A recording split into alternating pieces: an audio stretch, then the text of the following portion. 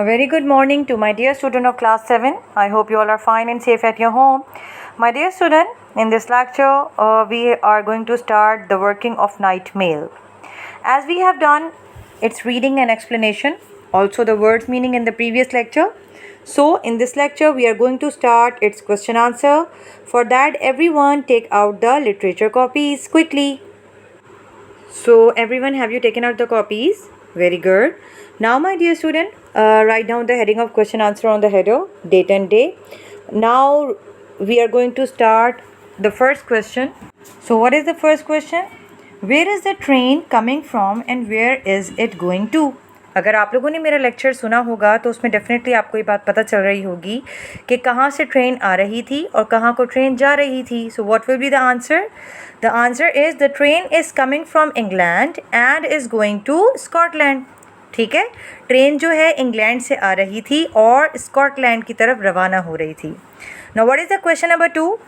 What clues are there to tell us what the countryside around the Glasgow is like. यानी कि Glasgow का जो area था वो किस तरीके का था. पोम में आपको कुछ क्लूज़ दिए हुए हैं. आप लोगों ने लेक्चर अगर सुना होगा तो डेफिनेटली आपको आइडिया होगा कि बिल्कुल क्लूज़ मौजूद थे. वो किस तरीके से? Answer is here. The poet gives us various clues to tell us what the countryside around the Glasgow is like in stanza 2. Stanza number 2 में एक्चुअली हमें पोइट ने बताया है कि ग्लास्को का जो एरिया है वो किस तरीके का था. He tells us that the scenery is mostly industrial. उसकी जो लोकेशन थी, जो उसका व्यू था वो किस तरीके का था? वो इंडस्ट्रियल एरिया था. इसका मतलब Glasgow is probably surrounded by steel industries. यानी कि ग्लासगो का जो एरिया था वो स्टील इंडस्ट्री से घिरा हुआ था. ठीक है, so that is the answer of question number 2. Now, what is the question number 3? What are the different types of mails are there carried by the train?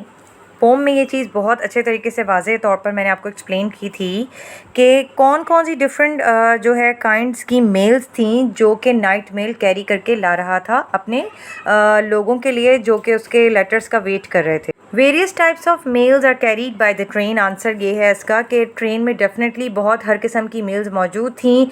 It carries letters of lovers and relatives. उसमें जो थे वो letters थे किस किस के? Lovers के और जो है अजीज़ो अकारब के. It's also carries invitations. उसमें इन्विटेशन कार्ड्स भी मौजूद थे. कंडोलेंस और अप्रिसिएशन लेटर, यानी कि कंडोलेंस कहा जाता है अफसोस. किसी के साथ अगर कोई अफसोस करना चाह रहा है तो उसके भी लेटर्स मौजूद थे. अप्रिसिएशन लेटर्स भी मौजूद थे. Also carries bills, cheque, postal orders. उसमें बिल्स भी थे. ठीक है, उसमें चेक्स भी थे, पेमेंट्स थी. पोस्टल ऑर्डर्स कहा जाता है पार्सल्स को. ठीक है, पार्सल्स भी मौजूद थे. Official letters as well as the pictures of holiday trips. उसमें जो है ऑफिस के लेटर्स भी मौजूद थे और यहाँ तक कि उसमें लोगों के लिए पिक्चर्स भी थी जो कि उन्होंने हॉलीडे ट्रिप्स पर अपनी खींची थी और वो उसका इंतज़ार कर रहे थे. Now what is the next question we have? Question number 4.